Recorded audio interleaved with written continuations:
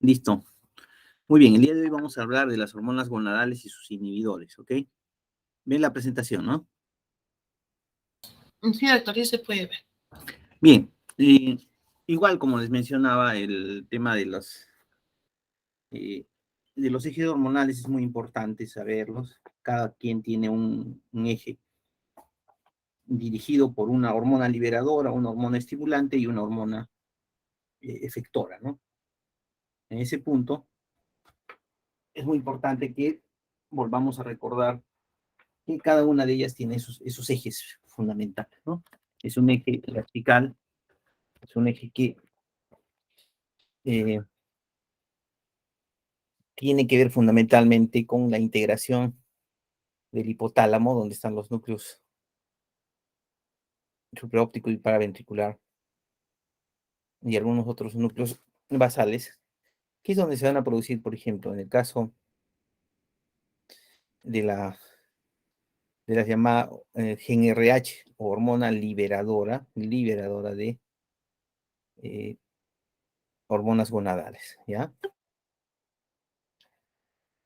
Hay factores positivos como los estímulos visuales, los estímulos olfativos que estimulan la liberación, y hay otros negativos como el estrés, la presencia de aminas biogénicas y algo de la actividad de la glándula pineal que pueden, digamos, inhibir su producción, ¿ya?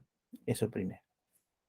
Una vez que son liberadas la hormona liberadora de hormonas gonadales, van a viajar por el sistema porto-hipofisiario hacia la adenohipófisis. En la adenohipófisis van a liberar justamente dos hormonas fundamentales, la FSH y la LH, ¿no? La FSH y la LH tienen que ver con la fisiología de la ovulación, el crecimiento y desarrollo folicular, la síntesis de estradiol y de progesterona, ¿no? Así como la producción, en el caso de que surja un embarazo, la producción o actividad del cuerpo lúteo, ¿no? Así como también vamos a ver que esas hormonas, tanto el estradiol y la progesterona, tienen que ver con el desarrollo y el trofismo de los tejidos, tanto femeninos como masculinos también, ¿ya? Como masculinos. Ejercen también efectos inhibitorios, las demás inhibinas, las folistatinas, las leptinas, ¿no? Ejercen efecto positivo la activina, ¿ok? Y ya hemos visto, ¿no? Tanto estradiol como progesterona van a hacer feedback negativo a nivel de hipófisis y del hipotálamo. ¿Para qué sirven las hormonas sexuales? Las hormonas gonadales sirven justamente para el desarrollo de los caracteres sexuales primarios y secundarios, ¿ya? En los secundarios tiene que ver, por ejemplo, con el desarrollo mamario, la clasificación de Tanner, ¿no? Tanner 3, Tanner 4, Tanner 5, ¿sí? Y obviamente también el crecimiento del vello pubiano de acuerdo a la clasificación de Tanner, ¿no?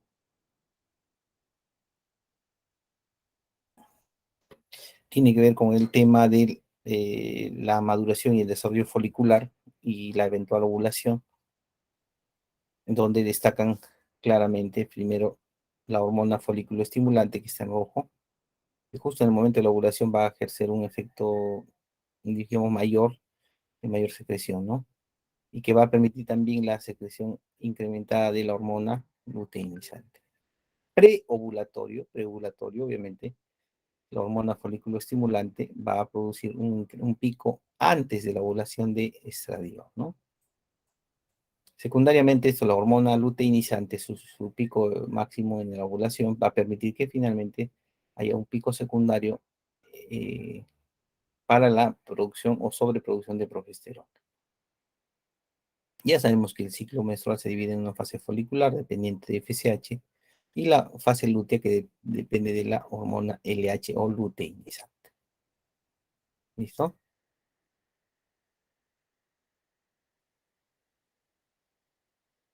Vamos a ver entonces en primer lugar la familia del grupo farmacológico dependiente de los estrógenos, ¿no? Recuerda que los estrógenos es la principal hormona femenina Hay actividad estrogénica también que es compartida por otro tipo de fármacos o sustancias químicas como los fenoles, los flavonoides, la soya, por ejemplo, que está en los alimentos, los plásticos, los bisfenoles, y que están relacionados con cáncer de mama, ¿ya? Se conoce actualmente que tenemos tres estrógenos naturales, el estradiol o la 17 beta, o el 17 beta estradiol, la estrona o llamado E1 y el estriol, el llamado E3. Acá lo tenemos, ¿sí? Igual sigue el mismo mecanismo que las hormonas corticosteroideas, a través de la 17 hidroxiprenolona, la de hidroepiandrosterona, el androstenodiol y la androstenodiona, por la aromatosis se van a convertir en estrona y por la 17 cetorreductasa en estradiol. ¿Ok? Más o menos la producción de estradiol es de 50 picogramos por mililitro. Fíjense ustedes, en la etapa preovulatoria, su nivel sérico puede aumentar hasta 5 veces más, ¿no? De 350 hasta 850 picogramos por mililitro. También tenemos los estrógenos sintéticos. En realidad son esteroides sintéticos como el etinilestradiol, el mestranol, el quinestrol. Y hay sintéticos también no esteroideos, el dienestrol, el dietilestilbestrol, el bencestrol, el existrol, el metestrol, el metalenestril y el clorotrianiceno. El estradiol se une normalmente dentro de farmacocinética con la globulina alfa 2, que es una globulina transportadora de hormonas sexuales o la llamada SHBG, ¿no? Estradiol tiene menor afinidad que otras hormonas a la albúmina. La forma libre es la que tiene la actividad biológica, ¿ya? Es la que tiene la mayor actividad biológica. En hígado se convierte en estrona y en estriol. Tenemos derivados 2-hidroxi conjugados y son eliminados por la bilis. Tanto estrona y estriol tienen baja afinidad por su receptor. Los conjugados con bilirrubina se pueden hidrolizar y absorber en el intestino, pueden producir circulación enterohepática y podrían causar algunos efectos hepáticos indeseables, como por ejemplo el aumento de los factores de coagulación y el aumento de la renina plasmática. Los estrógenos normalmente se excretan en pequeñas cantidades también en la leche. El mecanismo de acción es el mismo que surge con las hormonas derivadas del ciclopentano peridofenantreno. Es decir, atraviesan la membrana plasmática, se unen a un receptor, ¿sí? A un receptor citoplasmático, se forma un dímero en este caso y van a ingresar hacia el ADN donde van a inducir la replicación de determinados genes, ¿no? Hay un receptor nuclear de estrógenos que es el que va a promover, digamos, la síntesis o replicación de su ADN, ¿no? De esta manera van a producir una modificación o una actividad biológica.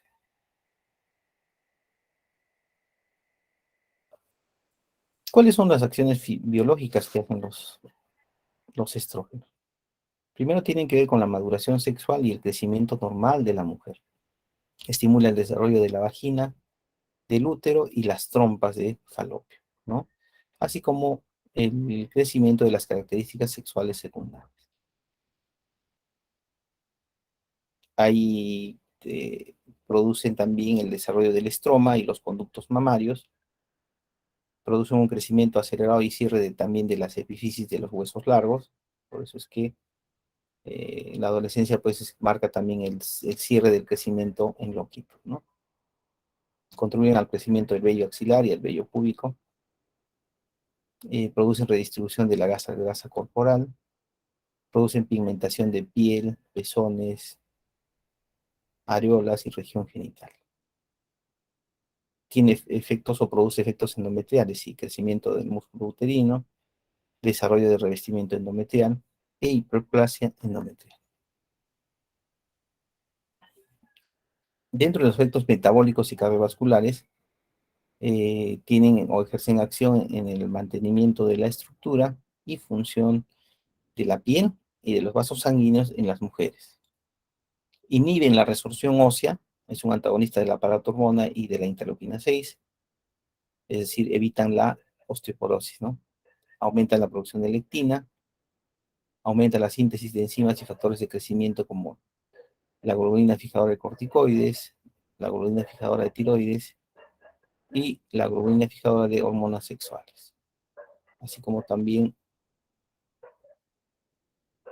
aumenta la síntesis de transferrina, de renina y fibrinógeno. Incrementa la producción de HDL, produce ligera disminución de la LDL, del colesterol total, pero la producción de triglicéridos aumenta, ¿no? Así como también disminuye la oxidación hepática de lípidos y cetonas. Miren todos los efectos metabólicos y cardiovasculares protectores que realiza los estrógenos. Con relación a la coagulación y otros efectos, incrementan la coagulabilidad de la sangre, son ese efecto procoagulante. Incrementa el factor 2, el factor 7, el factor 9 y el factor 10. Ya disminuye la acción de la ditromina 3, aumenta el plasminógeno tisular y disminuye la agresividad plaquetaria. Induce la síntesis de receptores de progesterona, influyen en la conducta y la libido de la persona, incrementa la producción de la hormona liberadora de tiroides, producen edema y regulan el control del músculo liso por el sistema nervioso simpático. Los usos clínicos son el hipogonadismo primario, la menopausia prematura, la castración menopausia, y en el caso de la terapia en hipogonadismo, para niños entre 11 y 13 años, se debe dar pequeñas dosis de 0,3 miligramos de estrógenos conjugados o 5 a 10 microgramos de etinil estradiol, además de un progestágeno después de la primera hemorragia. Como terapia de reemplazo hormonal o TRH en la posmenopausia, para corregir los síntomas vasomotores, la alteración del sueño y la atrofia genital, ¿no? Para prevenir osteoporosis y fracturas. Disminuir la enfermedad aterosclerótica, ya que como hemos visto los estrógenos aumentan el colesterol total y el LDL, disminuye el receptor de LDL. Su uso es mejor por vía transdérmica y vaginal. Eh, Se usa en menopausia prematura si hay terapia de reemplazo hormonal, pero también no olvidar que los estrógenos producen mayor riesgo de carcinoma endometrial, ¿no? Usualmente se da 0,3 a 1,25 miligramos de estrógenos conjugados o 0,01 a 0,02 miligramos por día de etinil estradiol en un periodo entre el 21 a 25 días del mes. Cuando está contraindicado, usa la clonidina. Efectos adversos. Los estrógenos pueden causar hemorragia uterina en la posmenopausia, cáncer mamario, aumenta la incidencia. La combinación de estrógenos-progesterona produce proliferación en la unidad lobular de la mama. Hay 15 veces más la incidencia con estrógenos por 5 años, en menos tiempo de 2 a 4 veces, ¿no? El uso de me refiero al tema de cáncer, ¿no? En cambio, el uso de progesterona previene ese riesgo de cáncer endometrial, por lo cual tanto es recomendable usarlo en asociación con progesterona, o sea, estrógenos y progesterona.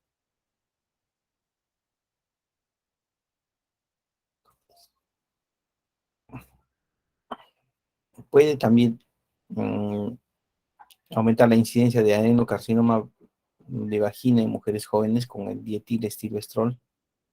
Puede producir infectividad de embarazo ectópico y parto prematuro. Origina náuseas e hipersensibilidad primaria, hiperpigmentación y migraña y colestasis eh, asociada a hipertensión arterial.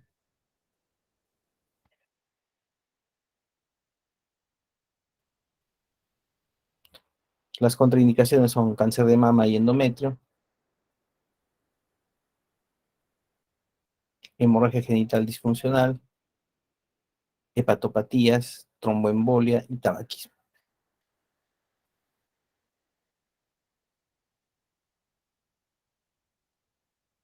Ok, ahora vamos a ver el grupo farmacológico correspondiente a los progestágenos, ¿no? Recuerden, en este grupo, la más importante es la progesterona, derivada también del ciclo pentano perido fenantreno.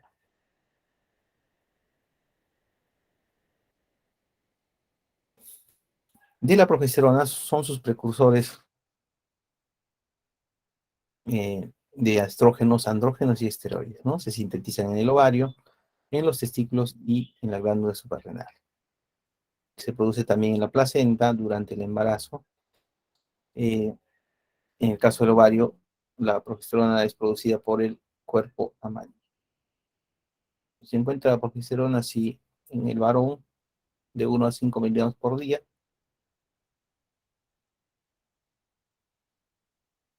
y en la concentración de 0,03 microgramos por cada 100 mililitros, que es igual al nivel que produce la mujer en la fase folicular. En la fase lútea, miren, aumenta de 0,5 a 2 microgramos por cada 100 mililitros. Durante el tercer trimestre del embarazo, es donde se produce la mayor cantidad de progesterona. La progesterona es un compuesto de 21 carbonos. Su forma puede ser como hidroxiprogesterona, dentro de los cuales tenemos también la medroxiprogesterona, el megestrol y la dimetisterona. Otro grupo son los de la tercera generación, como el desogestrel, el gestodeno, el dorgestimato, que tienen menor actividad andrógena.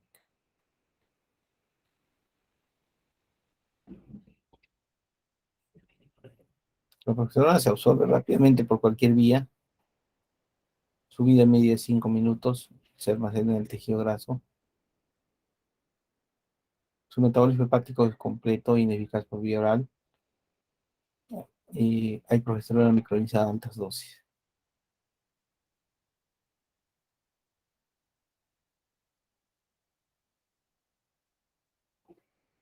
Si es que se degrada pregnandiol, se va a eliminar en orina como glucurón. La progesterona también tiene el mismo mecanismo de acción que los estrógenos. Tienen igual, ¿no? Un receptor citoplasmático, un receptor a nivel nuclear que va a promover la síntesis de o replicación del ADN y un ARN, y eso produce una proteína con actividad biológica.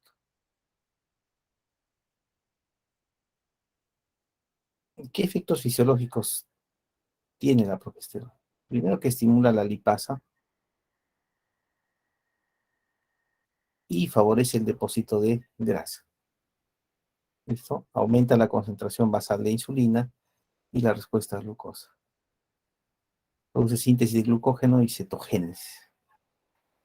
Compite por el receptor de aldosterona en la glándula suprarrenal y disminuye la reabsorción de sodio. Aumenta la temperatura corporal. Aumenta la frecuencia respiratoria y la respuesta al CO2, excepto por un fosfato en el más el grupo etinilo. En el embarazo disminuye el CO2. Hay depresión, produce depresión e hipnosis por efecto de la medroxiprogesterona. Produce desarrollo alveolo-lobular del aparato secretor de la mama. Produce secreción súbita preovulatoria de hormona luteinizante. Causa maduración y cambios secretores del endometrio. Disminuye en la síntesis de aminoácidos y hay mayor excreción de nitrógeno. Y sobre todo, en el caso de la progesterona sintética, los análogos de 21 carbonos antagonizan la retención de sodio y son más eficaces inhibidores de gonadotrofinas. ¿Cuándo se usa la progesterona? La progesterona se usa como terapia de reemplazo hormonal. Dosis altas de 100 miligramos de hidroxiprogesterona producen anovulación y amenorrea.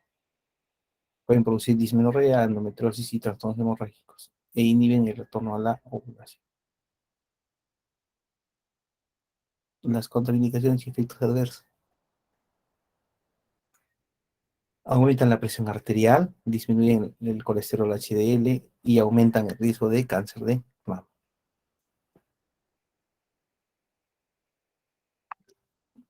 También este grupo farmacológico es, digamos, utilizado para otro tipo de terapias. Vamos a ver ahora la anticoncepción hormonal, ¿ya?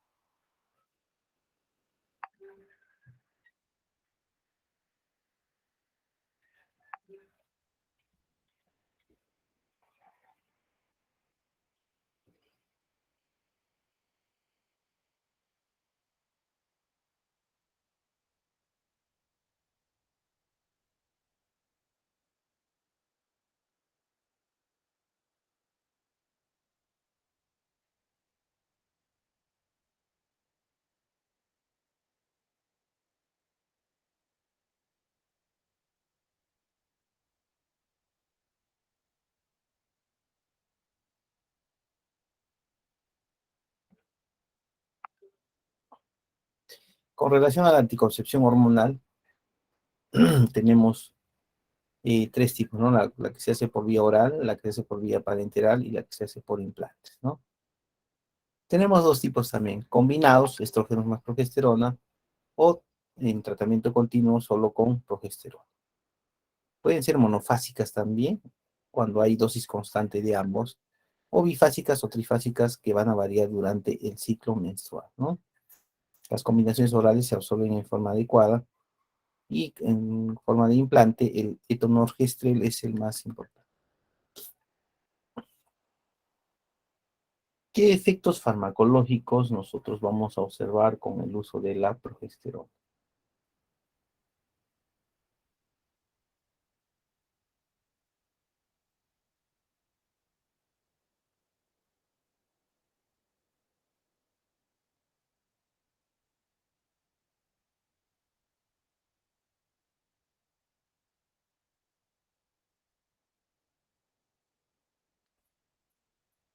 En primer lugar, vamos a ver que inhabilitan selectivamente la función hipofisiaria que inhibe la ovulación, ¿no? Eh, Inhiben la liberación, pues, de la hormona liberadora, ¿no? Producen cambios en el moco cervicuterino, en el endometrio y movilidad en las trompas de falopio. Disminuyen la concepción e implantación, producen desarrollo folicular mínimo, hay ausencia del cuerpo amarillo, edema y a veces folículos grandes, ¿no? Producto de la atrofia ovárica. Si nosotros retiramos el anticonceptivo, van a ovular 75% en el primer ciclo y 97% recién al segundo ciclo. Pueden quedar 2% con amenorrea por años. En el útero puede aparecer hipertrofia y pólipos en el cervix, moco espeso, atrofia muscular. En el caso de mama, produce crecimiento mamario y suprime la lactancia. Otros efectos es que produce cambios en el talante o en el estado de ánimo, en el afecto y la conducta.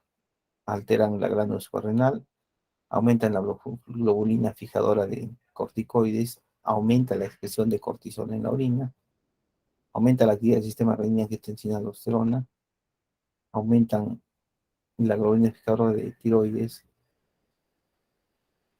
aumenta la globulina fijadora de hormonas sexuales, aumenta los factores 8, 7, 8, 9 y 10 y disminuyen la actividad de la antitrombina 3. Aumentan el hierro sérico y la capacidad de transporte, eh,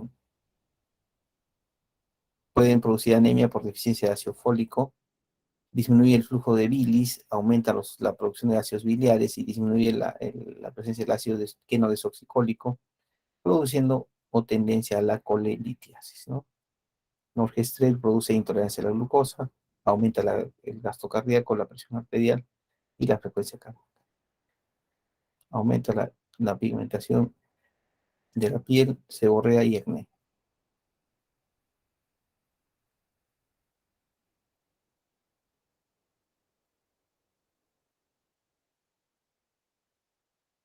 Usos clínicos en anticoncepción oral y en tratamiento de las endometriosis. Efectos adversos producen leves, moderados y severos. Dentro de los leves están las náuseas, mastalgia, hemorragias, edema, cefalea, migraña, ACV. En los moderados está la hemorragia intermenstrual, aumento de peso, pigmentación cutánea, acné, hirsutismo, dilatación ureteral y bacteriuria, así como infecciones vaginales y amenorrea. Dentro de los efectos severos tenemos la tromboembolia, el infarto de miocardio, el accidente cerebrovascular, la ictericia colestásica, colicitis por colangitis, adenomas hepáticos, trombosis mesentérica, depresión, produce depresión. Como cosa grave también puede incrementar la frecuencia de cáncer de cuello uterino, alopecia, eritema multiforme y eritema nodoso. En quienes se produce, está contraindicado y su uso debe ser también con precaución. Aquellos que tienen trastornos cardiovasculares, neurológicos o algún antecedente, ¿no? De como neoplasia maligna de mama o fibromas uterinos. Está contraindicado en pacientes adolescentes sin cierre de las epífisis. Ya está, hay que tener cuidado los pacientes que utilizan antibióticos que disminuyen la flora gastrointestinal y obviamente el ciclo enterohepático con los anticonceptivos orales, ¿no? La rifampicina aumenta el catabolismo de estrógenos y progesterona. En los anticonceptivos poscoitales también tienen esa actividad. Estos son los llamados la anticoncepción de emergencia.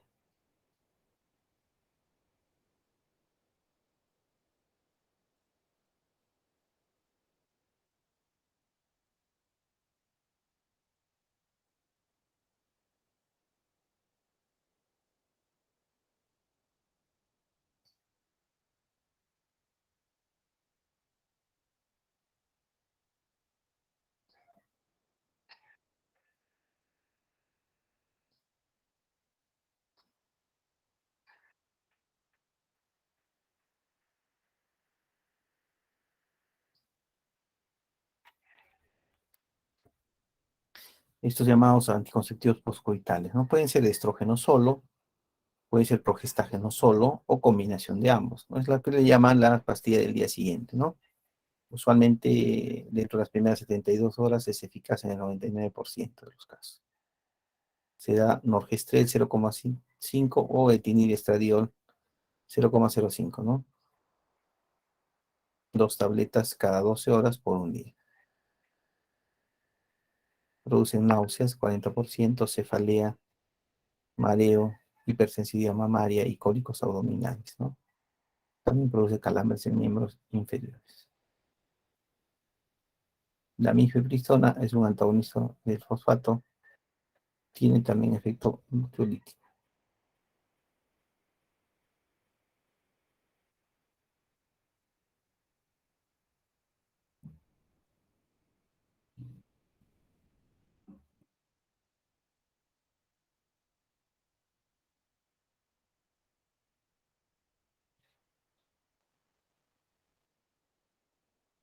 También, finalmente, la mifepristona es un antagonista de la progesterona y tiene efecto luteolítico.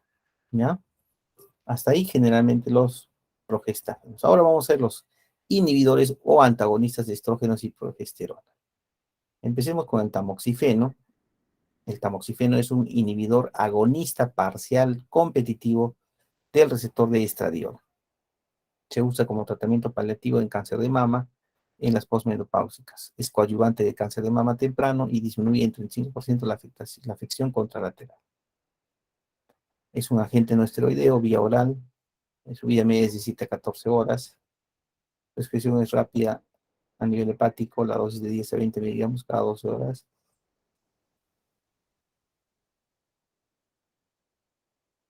Dentro de los efectos colaterales produce bochornos, náuseas y vómitos. Después tenemos el torremifeno. Tiene efectos similares que el tamoxifeno. Disminuye la pérdida de la densidad ósea a nivel de la columna lumbar y cambios en lípidos, pero aumenta el riesgo de cáncer endometrial. El raloxifeno tiene efectos similares en hueso y lípidos, no estimula mama ni endometrio. Su vida media es que es mayor de 24 horas.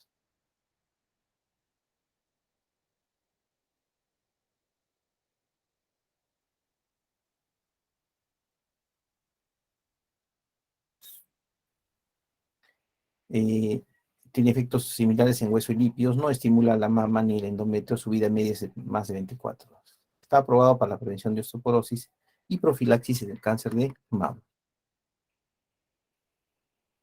La mifepristona es un 19 noresteroide, es un inhibidor de la progesterona, produce luteolisis de 80% de los casos, tiene vida media prolongada. Es un anticonceptivo oral postcoital, se da con 600 miligramos, puede causar ovulación tardía en el siguiente ciclo. ¿Ya? La mifepristona es un antagonista de los corticoides, se usa en endometriosis, Cushing y meningiomas. Y los efectos colaterales de las hemorragias prolongadas, vómitos, diarrea y dolor.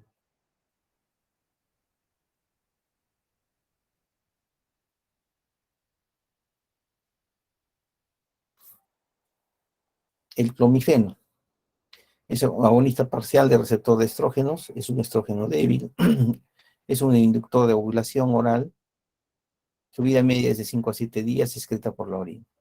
Estimula la ovulación en oligo o amenorreas, bloquea la inhibición por estrógenos en el eje y aumenta la FSH y LH.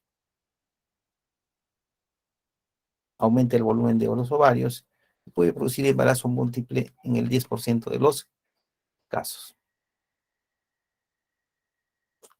Danazol es un derivado de la testosterona, tiene actividad progestacional androgénica, suprime la función ovárica,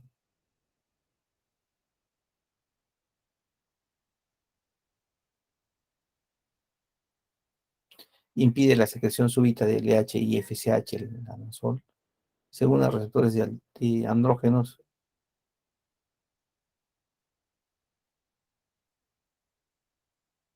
eh, progesterona y también glucocorticoides. Produce translocación de esta proteína del receptor de andrógenos y se une a la globulina fijadora de hormonas sexuales. Inhibe la citocromo P450, a la deshidrogenasa de los hidroxiesteroides 3 beta, 17 beta y 21 beta hidroxiesteroides. No inhibe la aromatasa que es requerida para la síntesis de estrógenos. Su vida media es 15 horas. Se usa en enfermedad fibroquística de mama, hemofilia, enfermedad de Crismas, PTI.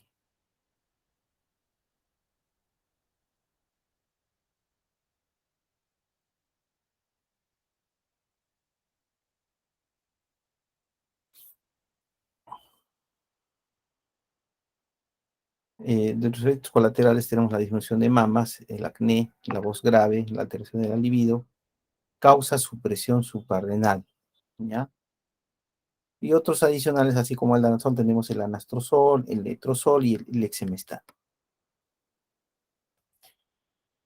En el caso de los andrógenos y esteroides anabólicos de los testículos, recuerden que la testosterona es la principal hormona, se produce 8 miligramos por día, 95% por las células de Leydig y 5% por la glándula suprarrenal. Su concentración plasmática es de 0,6 microgramos por cada 100 mililitros después de la pubertad.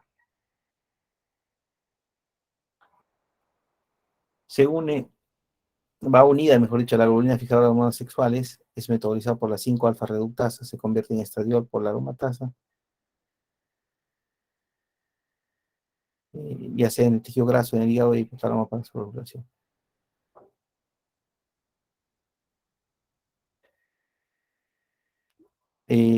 Son de metabolismo hepático la aldosterona y la etiocolanolona. Los efectos pueden ser de testosterona y dihidroxitestosterona, 5-alfa, el crecimiento corporal del pene y el escroto, vello púbico, barba, piel gruesa.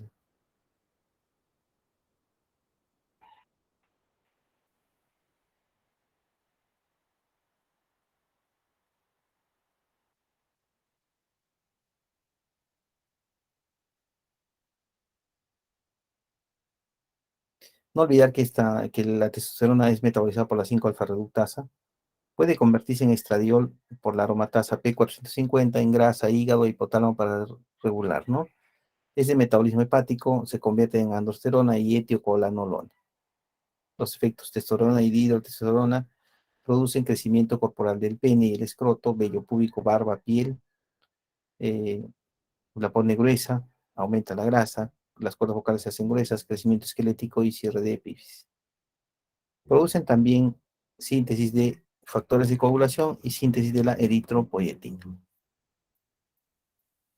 ¿En qué casos se usa? En casos de terapia de sustitución, en hombres, trastornos ginecológicos, anabólicos como la anemia y la osteoporosis. Es un excelente estimulante del crecimiento y tiene que ver también con el envejecimiento.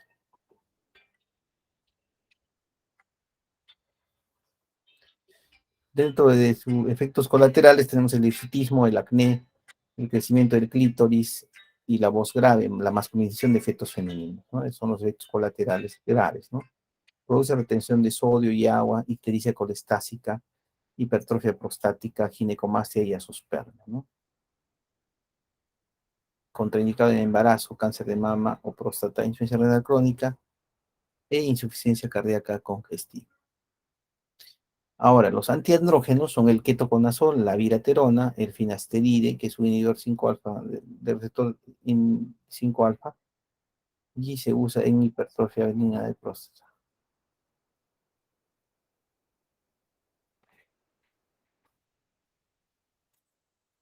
También tenemos los inhibidores de los receptores.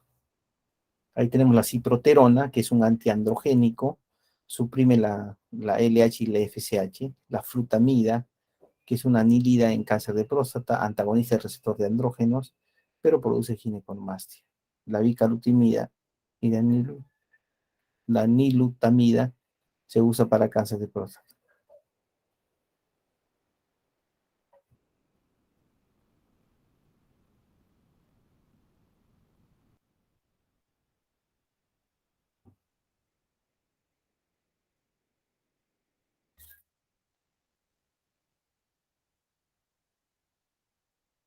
La bicalutamida y la nilutamida se usa para cáncer de próstata, no olvidar, y la espironolactona es un análogo que compite con la dihidrotestosterona. En la anticoncepción química en varones tenemos el gocipol, que es un derivado de la semilla de rodón en China, causa oligospermia, hipopotasemia, parálisis transitoria. Creo que es la última. Listo.